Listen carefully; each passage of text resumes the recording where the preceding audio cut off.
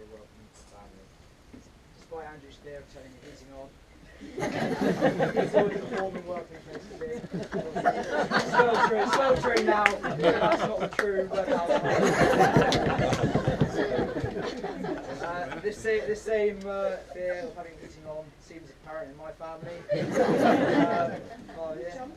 Yeah, despite the Baltic living conditions, it seems I've survived. And the mum and dad have done alright at raising me. Not forgetting that my Aunt Sinead has also had a huge part in my upbringing, and I thank them all for that. I really do. I think it's also worthy of a special mention to my father, who, as many of you know, has devoted the majority of his time to building our home. It's taken a few years, a lack of beers, and lots of tears. I think we'll agree on that one. 10 years of lack of beers. So, an exceptionally hard-working and dedicated dad, and I thank you for that, I really do. Ladies and gentlemen, will you please raise your glasses to family. And heating. Underfloor heating is amazing. Even if you can't afford it. Bridesmaids, Emma, Hannah, Hannah, Emily, and Penny, you all look beautiful. But more importantly than that, you didn't put Chris Bowles married. I'm marrying one of these Argentinian. So that's great.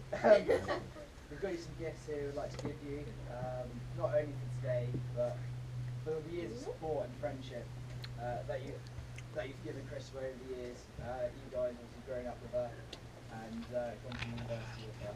And Emma as well, as maid of honour, being her closest friend down here. Thank you for that. You've done a great job. Guys, will you please raise your glasses to toast the bridesmaids? Bridesmaids.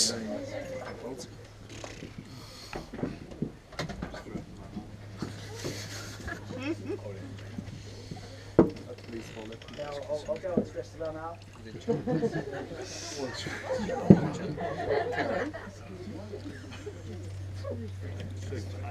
We're back, okay. So, having first caught my eye as you made your way to the local pub for the landing, Google's day at the moment, wearing black leather trousers and a lot of what I thought at the time looked like a whole fox coloured around his head. At this point, I knew it was just a girl for me.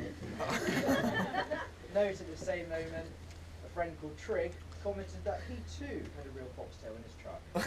Although he said, I was keeping it for a slightly different social occasion to arise, but we'll leave that there. On behalf of Christabel and I, we'd both like to say thank you for coming today. The generosity and effort that's being made by you all means so much. Thank all of you. And finally, I'd like to say a special thanks to a guy who's been a great friend and now a best man. He's known me since my early childhood, although since then he's played a lot of rugby and tipped lots of beers. Subsequently, his speech may contain a vast amount of hazed memories you can really just discount. Ladies and gentlemen, I give you James Keith Fleming.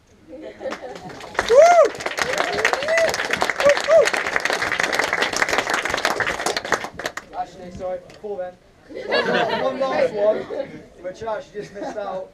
Two very important people, George and Milesy. Again, great ushers, long-standing friends. They've both always been there over the years. You didn't tip enough bit. So, both these guys have been there for me over the years to either help or hinder on fruitful nights out.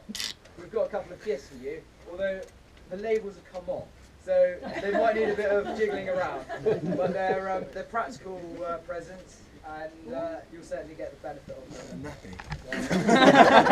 Miles, Yeah, you might get Miles, you might get FBROs. I just don't know. Thank you very much. Thank you. Thank you, Jake. Thank you, guys. Good lad. Over to you. Can you film?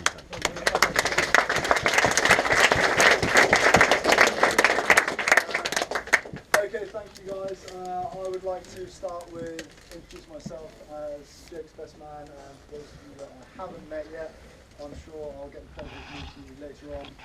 Andrew has enforced me as a drink moderator. He's also enforced George and Miles as drink moderators. Andrew suggested everyone drinks 2 pints for every 10 minutes. So if we want to try and do both barrels as well as all the cider and wine tonight, I think we will try and get 2 pints down us every 10 minutes. And we will definitely all be leaving at 11:50.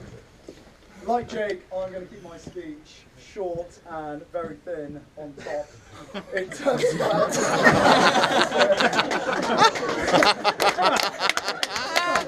I'm not going to be standing up here for very long. I'd firstly like to start by agreeing with how beautiful the bridesmaids have looked today. I did do some Facebook stalking, and it turned out a lot better than their profile pictures. And slightly upset they brought their boyfriends, because George is looking for a girlfriend. He wants to fulfill all his usher duties with both of you business. Penny's single. Penny's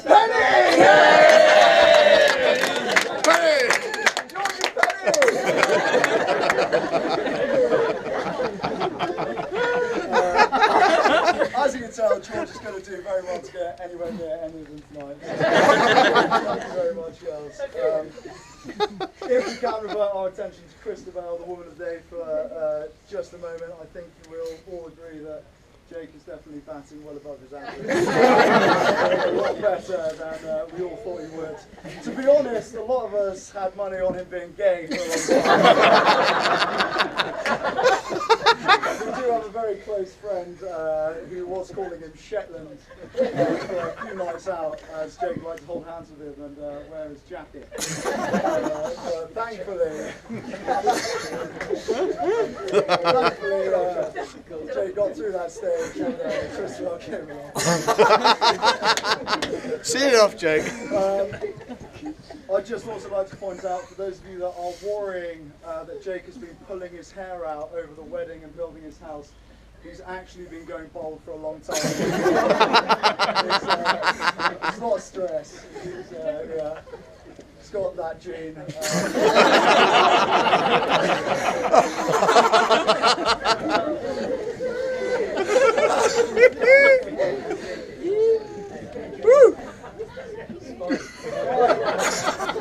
There's a few advertisers around the room.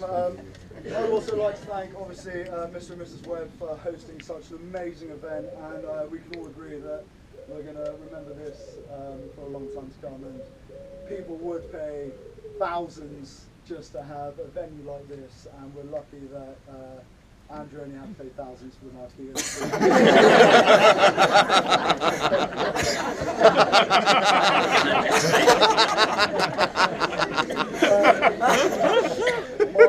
My last thank you is to Dan. Dan very kindly has lent Jake his landy for the honeymoon.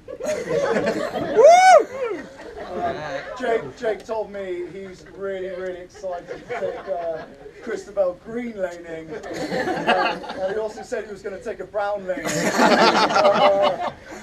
Personally, I've never done brown laning before, so I'm going to wait until after the honeymoon to find out how that goes.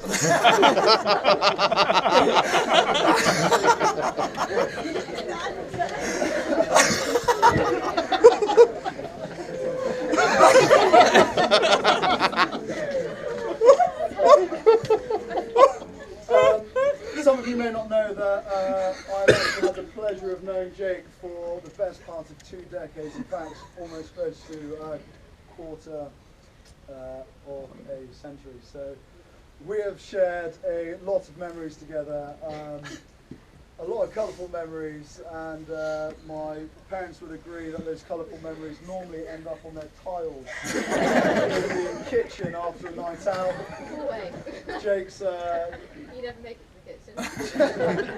Jake's managed to make it through the front door and ended up on the tiles before. I think they were actually going to put that type of tile into their house before Christabel said the night that she spent sleeping on it with Jake when he was paralytic after having, I think it was about 5 single vodkas and lime, put her on for the rest of their house building period. But seriously, it's an honour to be your best man, and considering we have such a close friendship circle where Jake could have picked any amount of people that have shared over 20 years of memories with him, it's a huge honour for me to stand here and be your best man. So I'd just like to say thank you, mate.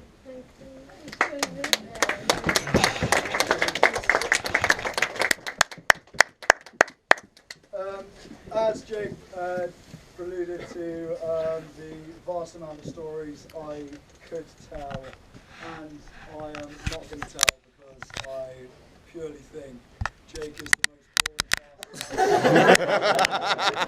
He has been building his house for around 10 years and missed a lot of beers. I actually have struggled to come up with a story that I think everyone would appreciate and understand. So, very much like Jake Stag do, I'm giving him an easy ride, and I would like to finish with saying what a wonderful couple you two make, and we wish you all the best for the years to come. So, to the bride and groom, I'd like to smile and toast. Bride and groom! Night taste. Nice.